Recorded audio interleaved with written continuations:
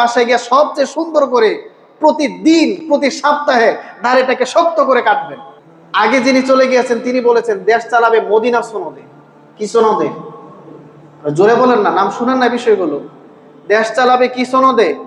Medina সনদে। রাসূল মদিনাকে যেভাবে পরিচালনা করেছেন, বিগত সরকার বলেছে দেশ চালাবে মদিনা সনদ দিয়ে। তার মানে আমার দেশের মধ্যে কোনো জুলুম, খুন, খারাপি, রাজধানী, ধর্ষণ, হামলা মামলা কিচ্ছু থাকবে না। কিন্তু হয়েছে কি, ইতিহাসের জঘন্যতম অত্যাচার, নিপীড়ন, গুম, হামলা মামলা সবকিছু এই ফ্যাসিস্ট সরকার করেছে। ঠিক কিনা বলে? এখন আমরা অনেক চালাক হয়ে গেছি, যাকে তাকে আমরা আগামী তার ক্ষমতায় আসতে দিব না। কোরআন আছে যেখানে আমরা আছি, কোরআন নাই যেখানে আমরা নাই। আলহামদুলিল্লাহ সুম্মা আলহামদুলিল্লাহ। শুরুতেই সেই মহিয়ান গরিয়ান সর্বশক্তিমান আল্লাহ রাব্বুল ইজ্জত ওয়াল জালালের দরবারে লাখ কোটি শুকরিয়া আদায় করছি, যিনি অত্যন্ত মহব্বত করে আর ভালোবেসে পবিত্র জুমার দিন সবার আগে ভাগেই আল্লাহর ঘরে আসার বসার কোরআন ও হাদিস থেকে দ্বীনি কিছু কথা শোনার তৌফিক দান করেছেন। এজন্য সেই মহান মালিকের দরবারে লক্ষ কোটি শুকরিয়া আদায় করছি। মন প্রাণ উজাড় করে হৃদয়ের গভীর থেকে শুকরিয়া তান সমস্বরে পড়ে নিচ্ছে আলহামদুলিল্লাহ। অসংখ্য অগণিত দরুদ ও সালাম, রহমত, শান্তি বর্ষিত হোক আমাদের প্রাণের চেয়েও প্রিয় নবীজি সাইয়্যিদুল মুরসালিন, ইমামুল মুরসালিন, খাতামুন নবিয়্যিন, শাফিউল মুযনিবিন মুহাম্মাদুর রাসূলুল্লাহ সাল্লাল্লাহু আলাইহি ওয়াসাল্লাম। মুহতারাম হাজিরিন, গত জুমায় আমরা আলোচনা করেছিলাম যে একজন মানুষের জীবনে আল্লাহ তাআলার দেওয়া সবচেয়ে বড় নিয়ামত হলো তার ঈমান। ঠিক কিনা বলেন? কারণ একজন ঈমানদারের দাম আছে না নাই? পুরা দুনিয়া একদিকে আর একজন ঈমানদার আরেক দিকে। দুনিয়া কি ঈমানদারের সমান হতে পারবে? জীবনেও পারবে না। একজন ঈমানদারের অনেক দাম। কিন্তু একজন ঈমানদার তখনই হতে পারবে যখন রব্বুল আলামিন যে সকল বিষয়ের প্রতি ঈমান আনতে বলেছেন ঈমান আনবে, তখনই সে পাক্কা ঈমানদার হতে পারবে। আর যদি সে ঈমান না আনে তাহলে সে বেঈমান হয়ে যাবে। ঠিক কিনা বলে? আমরা বলেছিলাম ঈমানে মুফাসসালের মধ্যে রব্বুল আলামিন বিস্তারিতভাবে প্রায় 7টা জিনিসের কথা বলেছেন। এই সবগুলো জিনিসের উপর পরিপূর্ণভাবে ঈমান আনতে হবে। বিন্দু পরিমাণ জায়গা ছাড় দেওয়ার কোনো সুযোগ নেই। আমরা ঈমানে মুফাসসালের মধ্যে পড়েছি 1 নম্বরে আমাদের ঈমান আনতে হবে আমানতু বিল্লাহ। কার উপরে? আরো জোরে বলতে হবে, কার উপরে? আল্লাহ তাআলার উপরে। আল্লাহ তাআলা যেভাবে যখন যেভাবে যা কিছুর আদেশ করেছেন বিস্তারিতভাবে ঈমান আনতে হবে।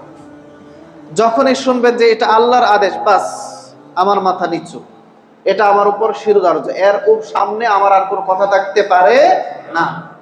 এটা হচ্ছে আল্লাহর উপর ঈমান। তারপরে হচ্ছে ওয়া মালাইকাতিহি, ফেরেশতাদের প্রতি ঈমান। গত জুমায় বিস্তারিত আলোচনা হয়েছে যে আল্লাহ তাআলা ফেরেশতাদেরকে তৈরি করেছেন, তাদের মধ্যে নারী পুরুষ কিছু নাই। যেই কাজের জন্য তাদেরকে আল্লাহ তাআলা তৈরি করেছেন তারা সেই কাজের মধ্যেই নিয়োজিত থাকে।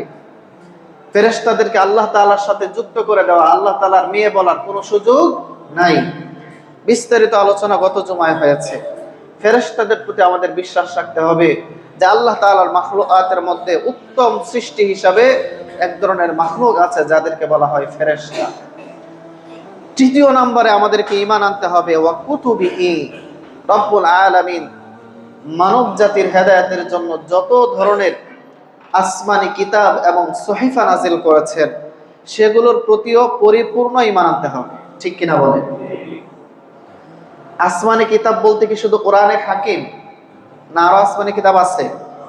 আর জোরে বলেন, আছে। সর্বশেষ আসমানি কিতাব হলো কোরআন, কিন্তু এর আগে আরো বহু কিতাব আল্লাহ তাআলা নাজিল করেছেন। বলি না সুবহানাল্লাহ।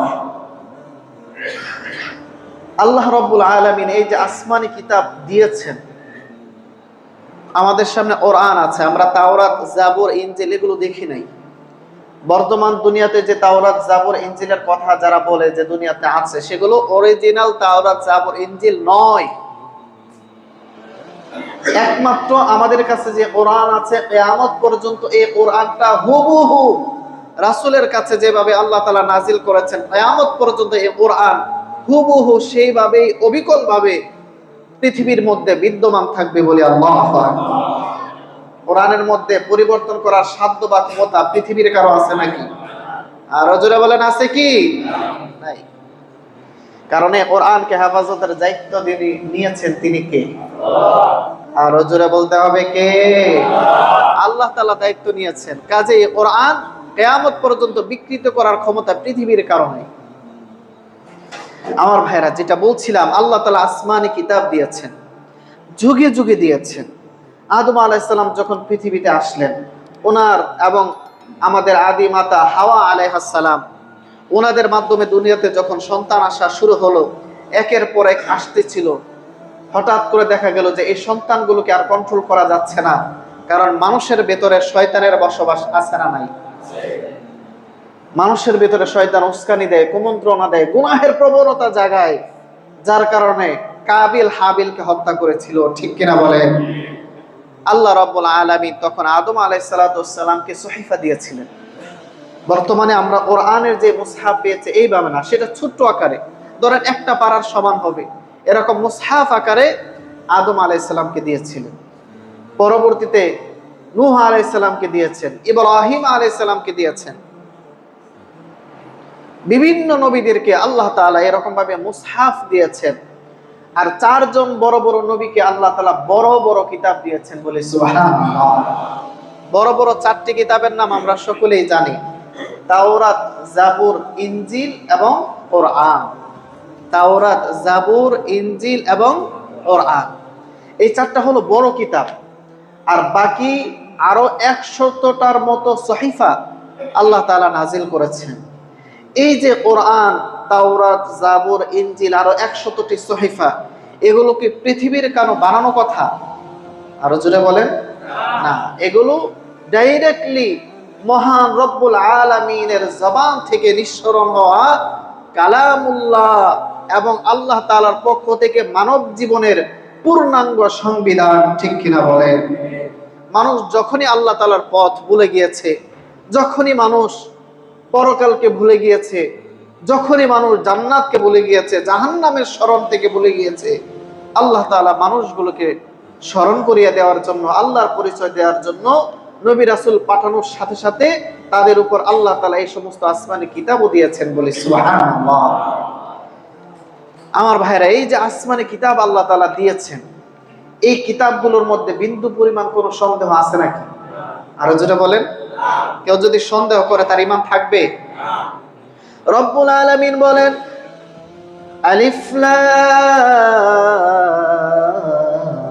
মিম যালিকাল কিতাবু লা রাইবা ফীহি।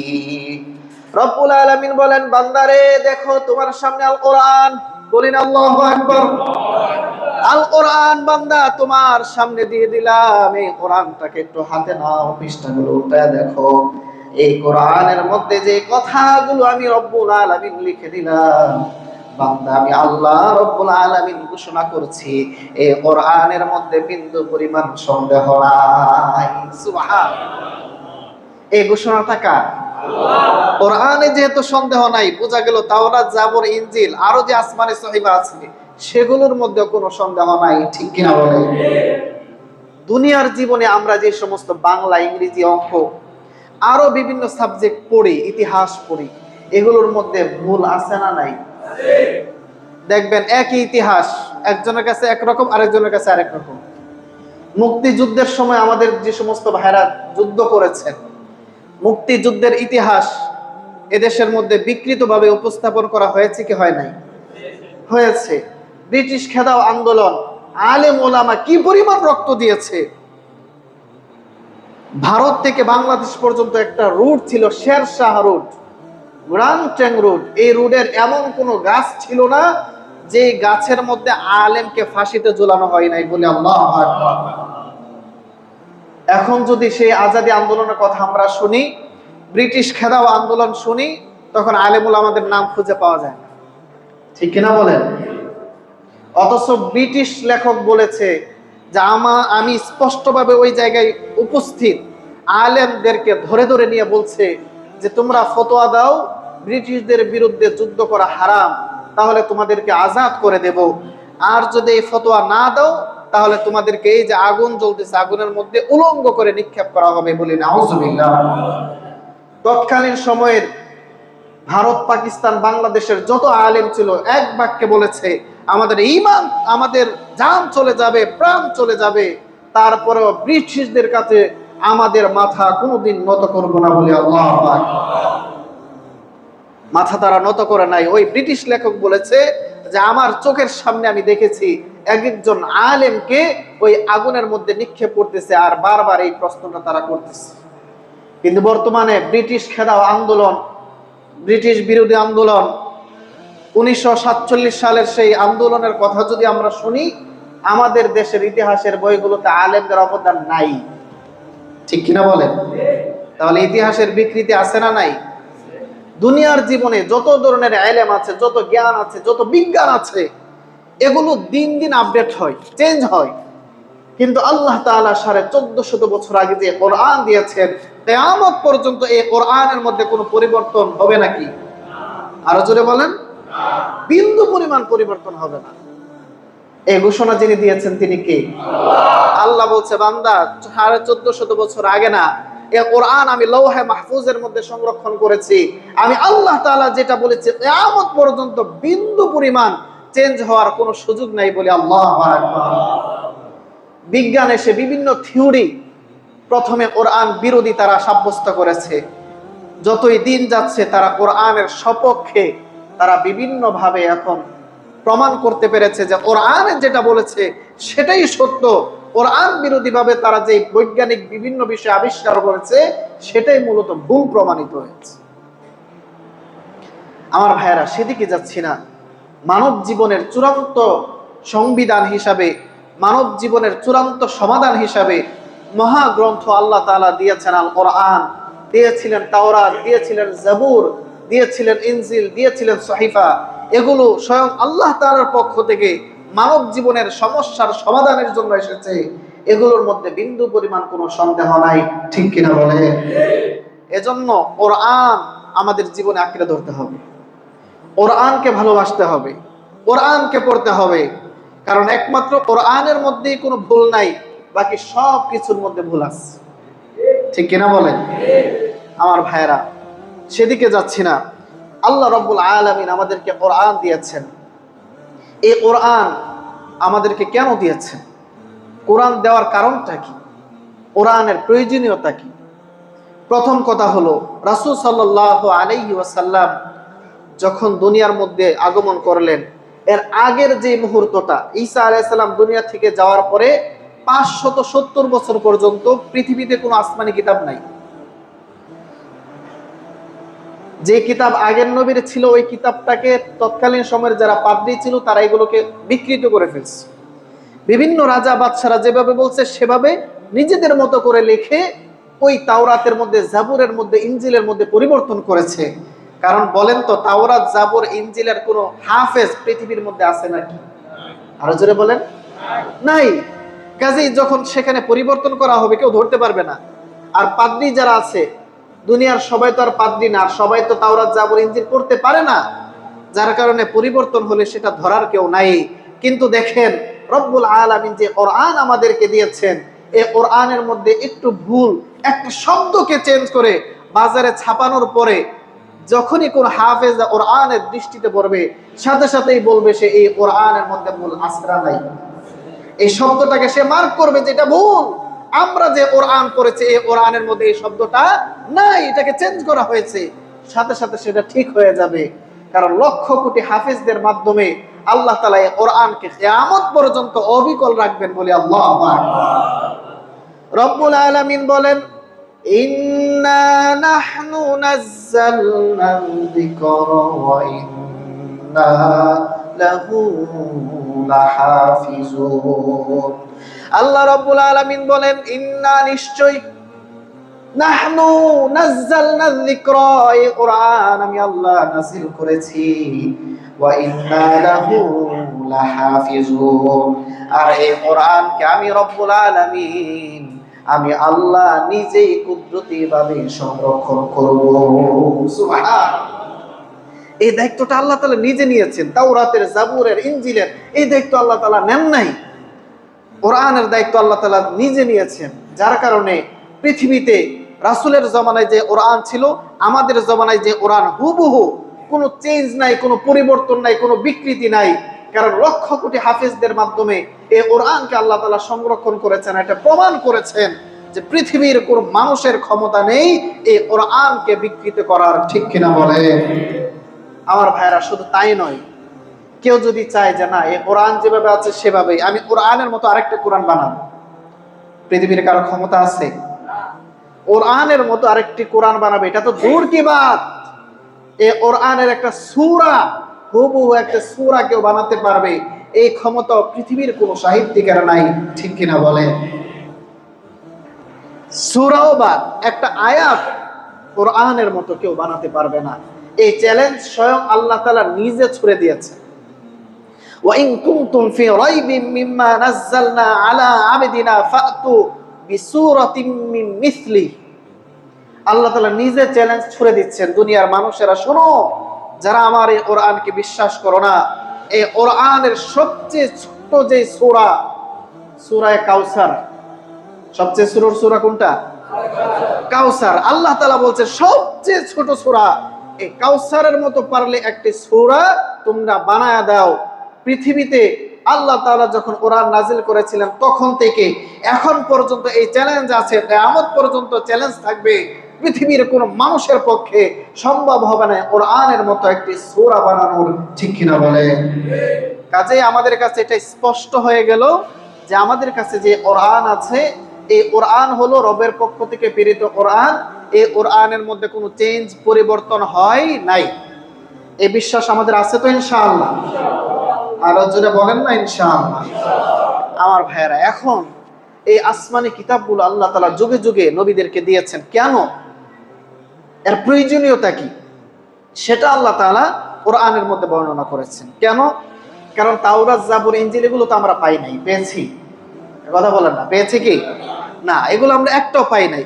কাজে তাওরাত, জাবুর, ইনজিল এবং বাকি সহিফাগুলোর মেইন বিষয়গুলো আল্লাহ তাআলা কোরআনের মধ্যে তুলে ধরেছেন। বলি না সুবহানাল্লাহ। যার কারণে কোরআনকে কেউ যদি ভালো করে বুঝে, তাহলে আসমানি বাকি সকল কিতাবের ইলম তার অর্জন হয়ে যায়। সুবহানাল্লাহ। এখন এই আসমানি কিতাবগুলো আল্লাহ তাআলা কেন দিয়েছেন, এই কারণটা আল্লাহ তাআলা কোরআনে কারীমের মধ্যে বলছেন।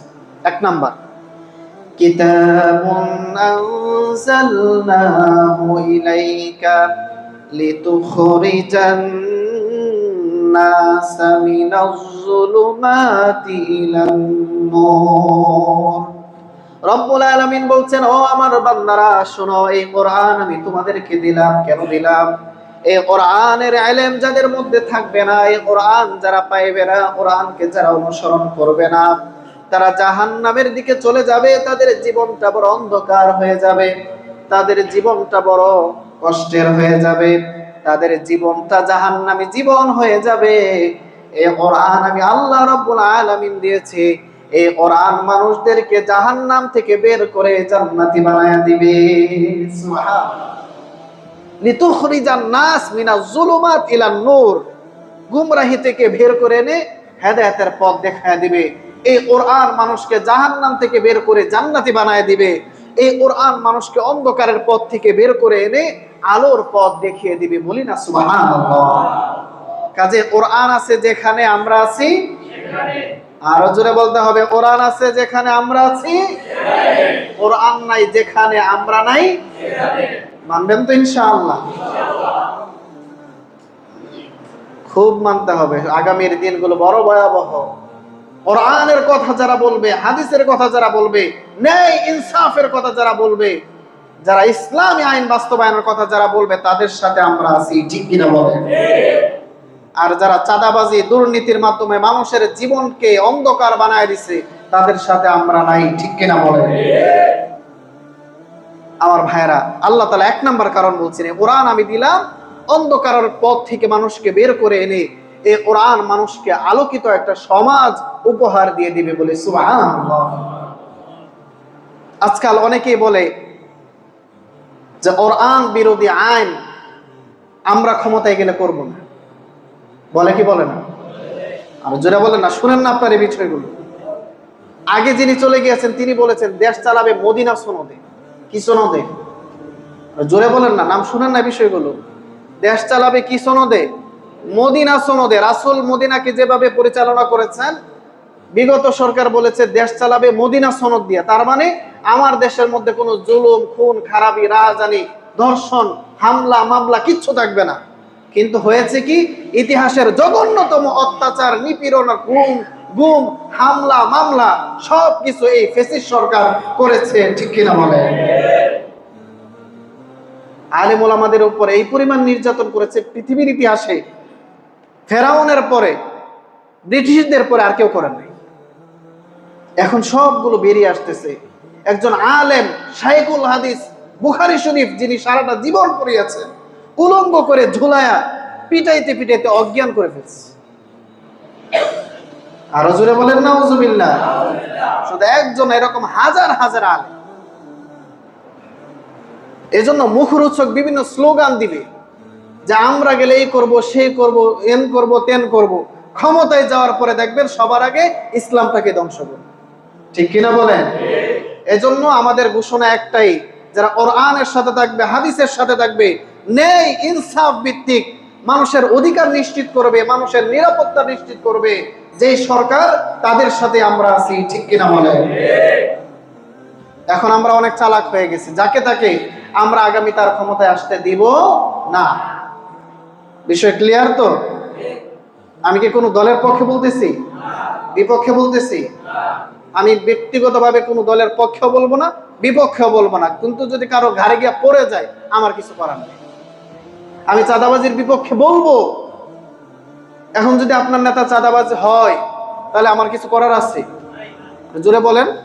এখন যদি বলেন যে হুজুর না, সাবধান, চাঁদাবাজির বিরুদ্ধে বলতে পারবেন না, তাহলে আপনি বলবেন নেতার আদেশে যে হুজুর এটা বলা যাবে না, আর আমাকে চাঁদাবাজির বিরুদ্ধে, দুর্নীতির বিরুদ্ধে কথা বলতে হবে, এই আদেশ যিনি দিয়েছেন তিনি কে?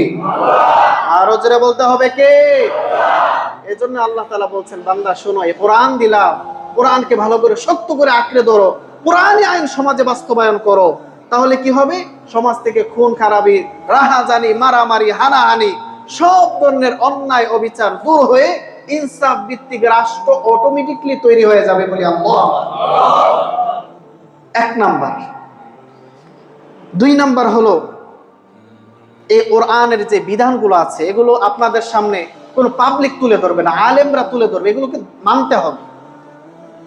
নাকি শুনলেন বাসায় গিয়ে আবার সুদ খাওয়া শুরু, শুনলেন দাড়ি রাখতে হবে, বাসায় গিয়ে সবচেয়ে সুন্দর করে প্রতিদিন, প্রতি সপ্তাহে দাড়িটাকে শক্ত করে কাটবেন।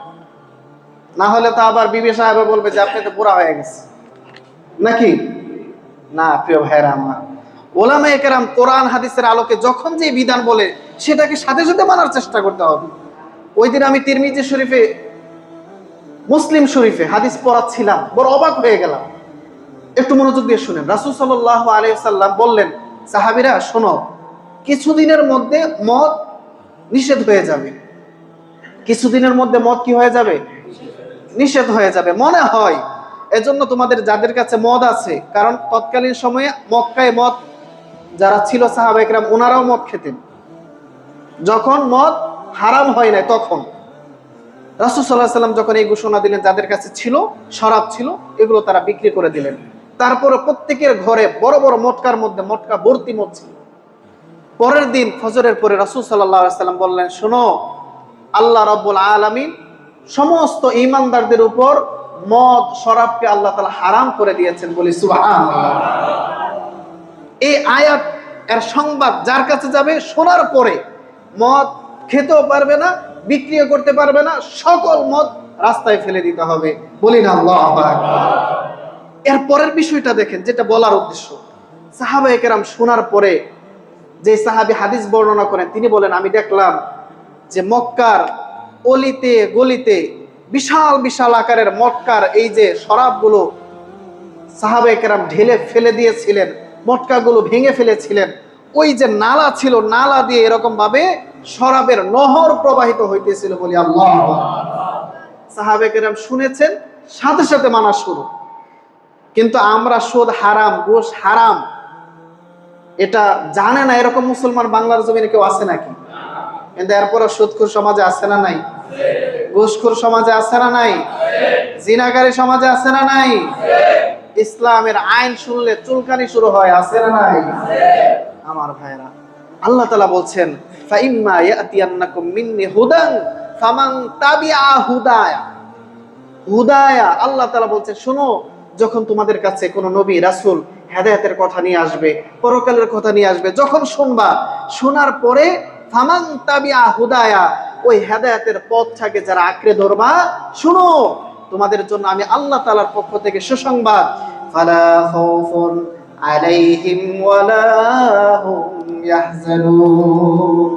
রব্বুল আলামিন বলছেন বান্দারে, এই হেদায়েতটাকে যদি তুমি ভালো করে আঁকড়ে ধরো, শক্ত করে আঁকড়ে ধরো, তোমার জীবনটা হেদায়েতের উপরে পরিচালিত করো। বান্দা শোনো, দুনিয়ার জীবনে মনে হতে পারে তোমার কেউ নাই, দুনিয়ার জীবনে তোমাকে বড় একাকী মনে হতে পারে, সুদ না খাওয়ার কারণে, ঘুষ না খাওয়ার কারণে বড় অসহায় মনে হতে পারে, কোরআনের আইন মেনে চলার কারণে বড় দুর্বল মনে হতে পারে, দাড়ি টুপি পাঞ্জাবি পরার কারণে বড় জ্ঞেয় লাগতে পারে। কিন্তু বান্দা শোনো, আমি আল্লাহ তোমাকে সুসংবাদ দিচ্ছি, এই দুনিয়া যখন শেষ হয়ে যাবে, কিয়ামত যখন কায়েম হয়ে যাবে, কিয়ামতের ময়দানে তোমার কোনো ধরনের ভয় থাকবে না। সুবহানাল্লাহ। এই ঘোষণাটা কার? আল্লাহ। এজন্য হেদায়েতের সাথে থাকতে হবে, কোরআনের সাথে থাকতে হবে, হাদিসের সাথে থাকতে হবে। পারবো না ইনশাআল্লাহ? আমার ভাইরা, এটা গেল 2 নাম্বার। 3 নাম্বার হলো আল্লাহ রাব্বুল আলামিন এই যে কোরআন আমাদেরকে দিয়েছেন, অনেকের প্রশ্ন জাগতে পারে যে আল্লাহ তাআলা তো নবী রাসূল পাঠিয়েছেন, আসমানি কিতাবগুলো দেওয়ার কি দরকার ছিল? আল্লাহ তাআলা আসমানি কিতাব 2 কারণে দিয়েছেন। 1 নাম্বার হলো নবী রাসূলগঞ্জে আল্লাহ তাআলার পক্ষ থেকে প্রেরিত সত্য নবী এবং রাসূল, এটার প্রমাণ হিসাবে আল্লাহ তাআলা কোরআন দিয়েছেন, প্রমাণ হিসাবে তাওরাত দিয়েছেন, প্রমাণ হিসাবে জাবুর দিয়েছেন, ইনজিল দিয়েছেন। বলি না সুবহানাল্লাহ। এটা হলো 1 নাম্বার, যে নবীদেরকে আল্লাহ তাআলা সিলেক্ট করেছেন, ওনারা আসলেই আল্লাহ তাআলার পক্ষ থেকে প্রেরিত নবী এবং রাসূল। কারণ আমার নবী সত্য নবী, ওনার কাছে যখন কোরআন আসলো এই বিষয়টা আরো স্পষ্ট হয়ে গেছে। কারণ আমার নবী জীবনে কোন উস্তাদের কাছে গিয়েছেন? কোন মাদ্রাসায় গিয়েছেন? কোন আলেমের কাছে গিয়েছেন? কোথাও যায় নাই। কিন্তু আল্লাহ তাআলা গারে হেরার মধ্যে যখন ওনাকে আল্লাহ তাআলা এরকম কোরআনের ইলম দিলেন, কোরআনকে রাসূল সাল্লাল্লাহু আলাইহি ওয়াসাল্লাম যখন পড়তেন, সাহাবায়ে কেরাম, তৎকালীন আরবি সাহিত্যিকের বড় বড় কবি ছিল, তারা অবাক হয়ে যেত যে আমরা দীর্ঘ বছর ধরে আরবিতে কবিতা লিখি, আর মুহাম্মদ যে কোরআন তেলাওয়াত করে, এই কোরআনের সাহিত্যিকতার সামনে আমাদের কবিতার সাহিত্যিকতার কোনো মূল্যই নাই বলে আল্লাহ। তারা অবাক হয়ে যেত, যেই লোক জীবনে মাদ্রাসায় যায় নাই, মসজিদে যায় না, কোনো আলেমের কাছে যায় নাই, কোনো শিক্ষা লয়ে যায় নাই, এত সুন্দর সুন্দর কথা যে মুহাম্মদ বলতে পারে, সে মিথ্যা নবী হতে পারে না। আমরা আসলেই বিশ্বাস করি মুহাম্মদ সত্য নবী। আমরা পড়ে নিচ্ছি লা ইলাহা ইল্লাল্লাহু মুহাম্মাদুর রাসূলুল্লাহ সাল্লাল্লাহু আলাইহি ওয়াসাল্লাম। আমার ভাইরে, কোরআনের দ্বারা আল্লাহ তাআলা রাসূলকে সত্যায়িত করেছেন, কোরআনের দ্বারা মুসা, ঈসা সহ সকল নবী রাসূলদেরকে আল্লাহ তাআলা সত্যায়িত করেছেন। এটা হলো 1 নাম্বার কারণ। 2 নাম্বার কারণ হলো এই কোরআন এবং আসমানি সকল কিতাব নাজিলের মাধ্যমে আল্লাহ তাআলা এটা স্পষ্ট করেছেন যে শোনো, মারা যাওয়ার পরে কেউ যেন উজুর খাহি করতে না পারে যে আল্লাহ দুনিয়াতে তো ছিলাম, আপনার পরিচয় দেওয়ার মতো কেউ ছিল না, আপনার পরিচয় পাবো এরকম কোনো কিতাব আমরা পাই নাই। আল্লাহ কোন কিতাব পড়লে আপনাকে পাবো, এরকম কিতাব তো দুনিয়াতে ছিল না, যার কারণে আল্লাহ আপনার পরিচয় আমরা জানতে পারি নাই, জান্নাতের কথা শুনতে পারি নাই, জাহান্নামের কথা শুনতে পারি নাই। এরকম কথা বলার সুযোগ কি এখন আর আছে? আর জোরে বলেন না। এই রাস্তাটা বন্ধ করার জন্য আল্লাহ তাআলা আসমানি কিতাব দিয়েছে, যে কারো কাছে, কোন সম্প্রদায়ের কাছে যদি নবী, রাসূল, আলেম, ওলামা কেউ না থাকে, তারপরে এই কোরআন পৃথিবীর সবখানে আছে না নাই? কেউ চাইলে পড়ার সম্ভাবনা আছে না নাই? চাইলে একা কি কেউ পড়তে পারে? এই কোরআন পড়লে হেদায়েতের নূর দিয়ে যিনি আলোকিত করে দিবেন তিনি কে? আরো জোরে বলতে হবে কে? এই জন্য কোরআন নবী রাসূল আমাদের জমানায় নাই, আলেম ওলামারা আছেন, কোরআন পড়েন, তাফসীর পড়েন, আমাদেরকে শোনান, আমরা ব্যক্তিগতভাবে কোরআনকে পড়তে পারি। পৃথিবীর আর কোনো ধর্মে ব্যাপকভাবে এরকম ভাবে ধর্মীয় গ্রন্থ অধ্যয়ন করার সুযোগ নেই। হিন্দুদের গীতা আমি নিজে দেখেছি, পড়েছি। ওইগুলো কি সবাই পড়তে পারে? জোরে বলেন না। সবাই পড়তে পারে না। ওদের যারা ঠাকুর আছে তারা পড়তে পারে, আর কেউ পারে না। কিন্তু এই যে দেখুন কোরআন সকলের জন্য আল্লাহ তাআলা ওপেন করে দিয়েছে যে বান্দারা এই কোরআনকে তোমরা পড়বে। আর কোরআন পড়ার মানে হলো কেমন যেন তোমরা স্বয়ং আমি রব্বুল আলামিনের সাথে কথা বলতেছো বলি আল্লাহ। এটা একমাত্র ইসলামেই সম্ভব হয়েছে। আমার ভাইরা, যেটা বলছিলাম, আল্লাহ তাআলা যাতে করে পরকালে আমরা কোনো ধরনের উজর পেশ করতে না পারি, এই উজরের রাস্তা বন্ধ করে দেওয়ার জন্য আল্লাহ তাআলা আসমানে কিতাব দিয়েছেন বলি সুবহানাল্লাহ। শুধু তাই নয়, ইমামে আজম আবু হানিফা রহমতুল্লাহি আলাইহি তিনি বলেছেন যে একজন মানুষ জঙ্গলে থাকে, যেই জঙ্গলে কোনো মানুষ নাই, কিচ্ছু নাই, কোনো কিতাব নাই, নবী নাই, রাসূল নাই, কিচ্ছু নাই, এরকম জঙ্গলে পাহাড়ের চূড়ায় যদি কোনো ব্যক্তি বসবাস করে, ওই ব্যক্তির জন্য আল্লাহ তাআলার উপরে ঈমান আনা ওয়াজিব। আপনাদের প্রশ্ন হতে পারে, হুজুর কিভাবে ঈমান আনবে? সে আল্লাহর পরিচয় কিভাবে পাবে? সে আল্লাহর পরিচয় এইভাবে পাবে যে পৃথিবীর কোনো জিনিসই একজন কারিগর ছাড়া অটোমেটিকলি তৈরি হয় না। এই যে এত সুন্দর মসজিদের মধ্যে আমরা বসে আছি, মসজিদটা কি অটোমেটিকলি তৈরি হয়ে গেছে নাকি মিস্ত্রির কাজ করেছে তারপরে তৈরি হয়েছে? গাছ যদি কেউ না লাগায় গাছ হবে না। আপনি বাড়ি নির্মাণ না করলে বাড়িটা হবে না। কেউ যদি নৌকা তৈরি না করে অটোমেটিকলি কি নৌকা তৈরি হবে? আমাদের হাতে হাতে ফোন আছে, ফোন যদি কেউ না বানাতো অটোমেটিকলি কি ফোন তৈরি হয়ে যেত? জীবনেও হতো না। কাজে এগুলো জিনিস নিয়ে চিন্তা করলে যে এত সুবিশাল আকাশ খুঁটিহীন দাঁড়িয়ে আছে, এটা এমনিতেই দাঁড়িয়ে থাকতে পারে না। অবশ্যই এই আকাশের একজন সৃষ্টিকর্তা আছে, ওই সৃষ্টিকর্তার উপর আমি ঈমান আনলাম। ঠিক কিনা বলে? এই ঈমান আনার কথা ইমাম আবু হানিফা বলেছেন।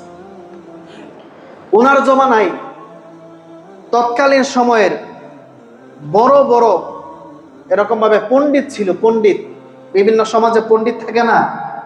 ওই পণ্ডিতটা বিভিন্ন কিতাবের জ্যোতিষী গণক, ওরা চ্যালেঞ্জ ছুড়ে দিছে।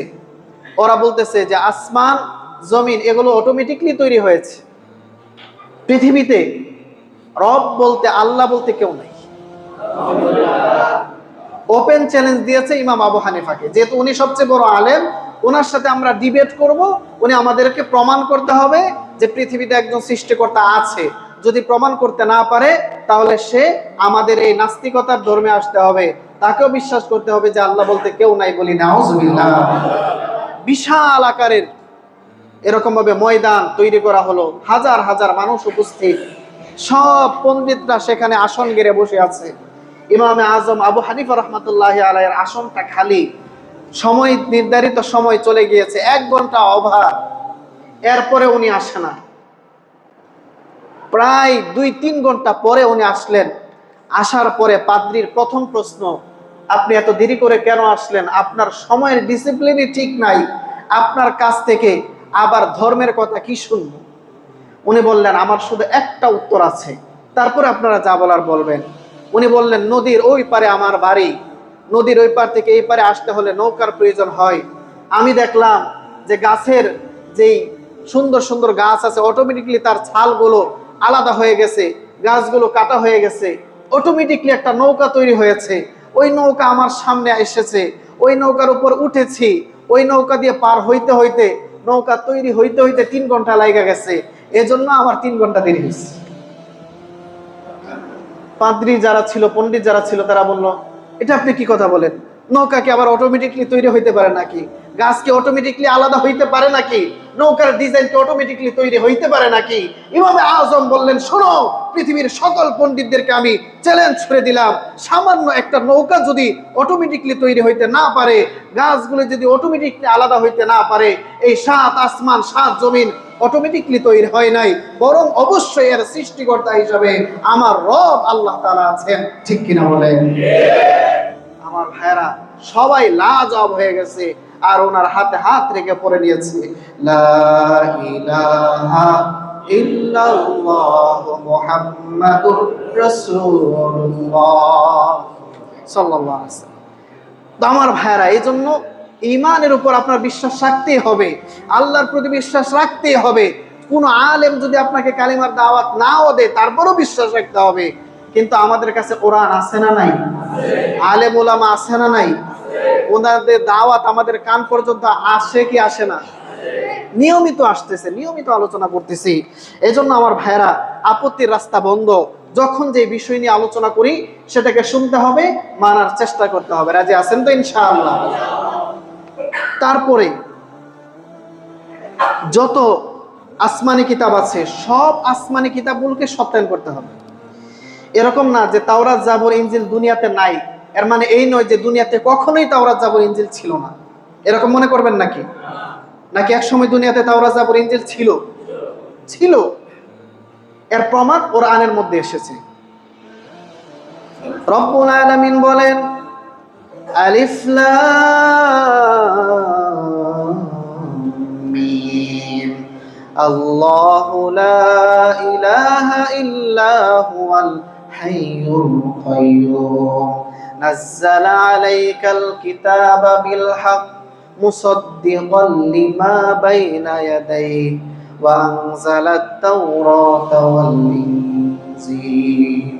আল্লাহ রাব্বুল আলামিন এই আয়াতের মধ্যে বলেছেন, শুনে রে বান্দা, এই দুনিয়ার মধ্যে আমি রব্বুল আলামিন তাওরাত নাজিল করেছি, ইনজিল নাজিল করেছি।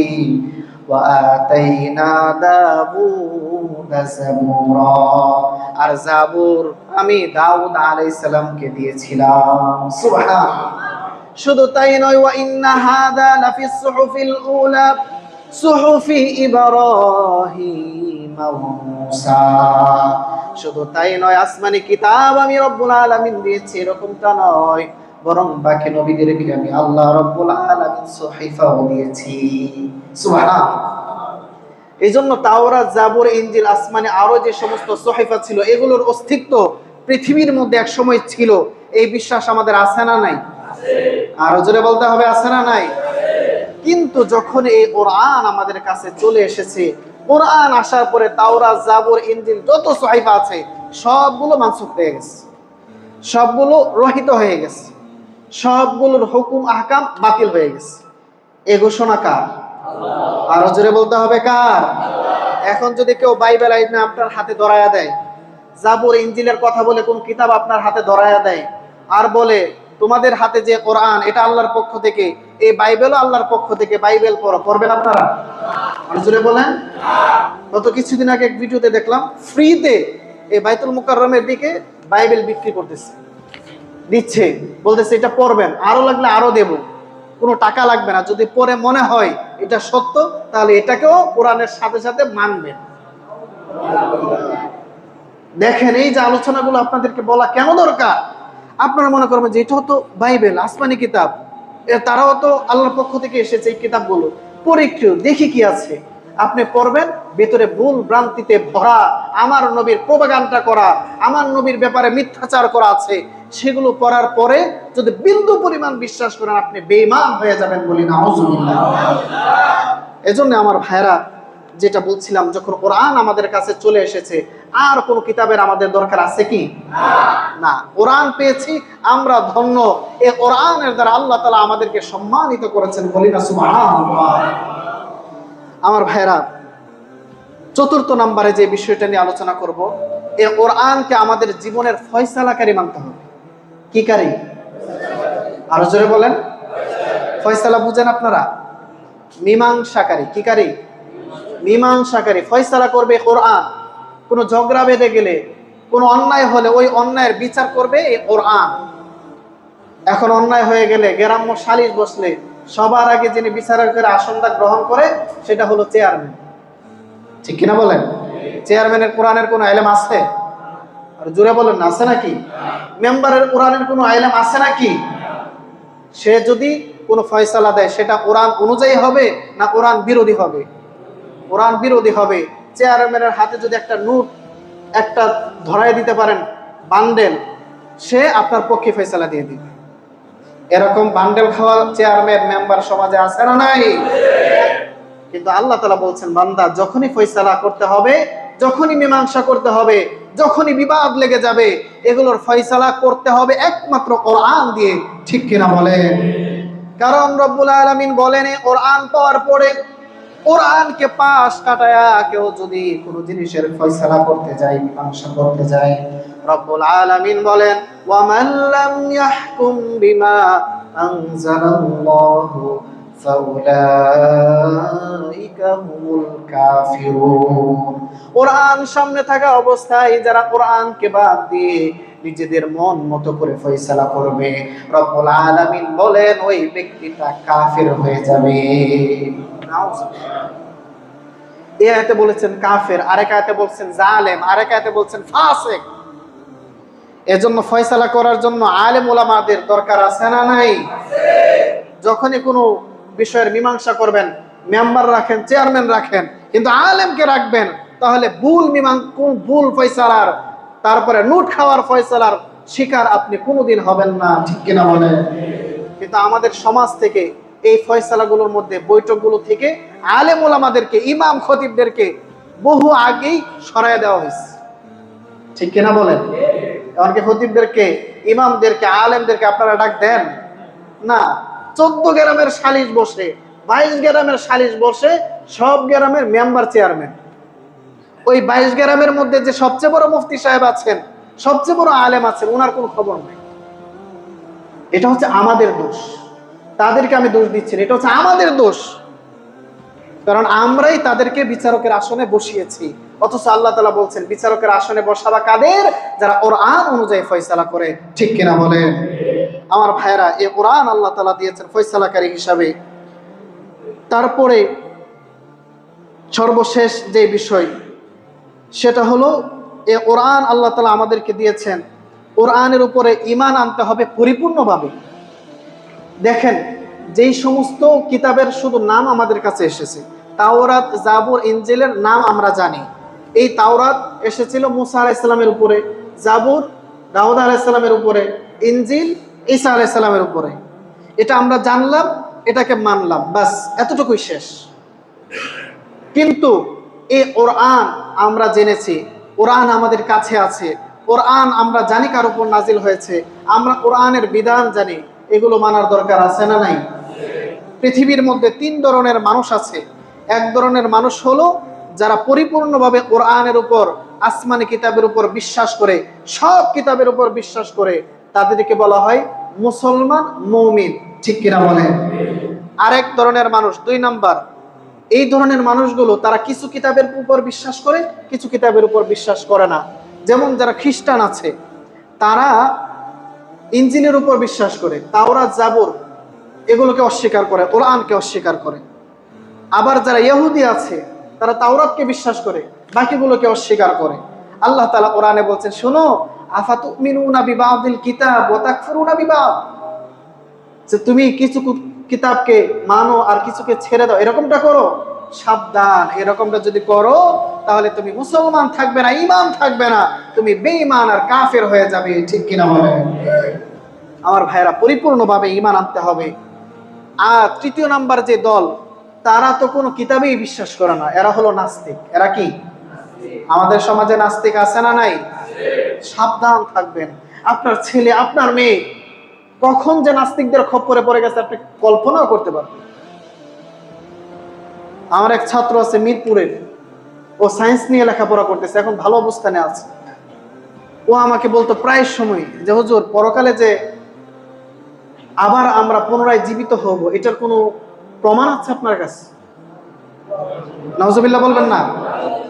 মানে কোনো প্রমাণ আছে কিনা, মানে আপনি আমাকে চোখের সামনে দেখাবেন, কোরআন থেকে দেখাইলে হবে না, আমাকে প্রমাণ দেখাইতে হবে। কারণ আমি বিশ্বাস করি যেই জিনিস দেখি ওইটাকে আমি বিশ্বাস করি, যেই জিনিসকে দেখি না ওইটাকে বিশ্বাস করি না। এটা হলো নাস্তিকদের সবচেয়ে বড় স্লোগান, যে চোখ দিয়ে যেটা দেখি ওইটাকে বিশ্বাস করি, যেটা দেখি না ওইটা বিশ্বাস করি না।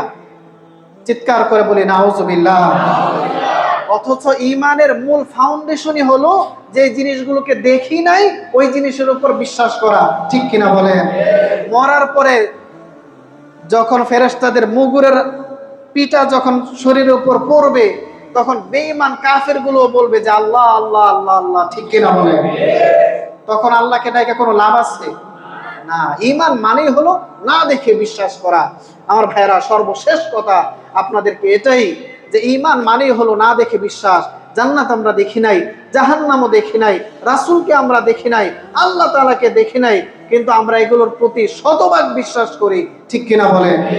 এই বিশ্বাসের নামই হলো ঈমান।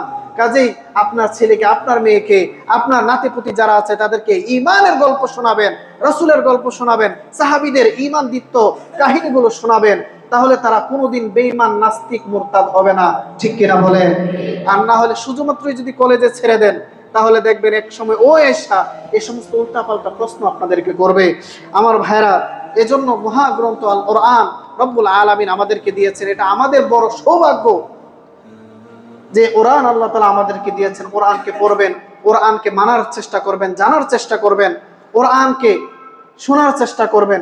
যারা কোরআনের আলোচনা করে ওই আলেমদের সাথে থাকার চেষ্টা করবেন, তাহলে পথভ্রষ্ট হওয়া থেকে আল্লাহ তাআলা রক্ষা করবেন। আল্লাহ তাআলা যা কিছু বলা হলো আমাদের সবাইকে আমল করার তৌফিক দান করেন। সকলে বলে আমিন।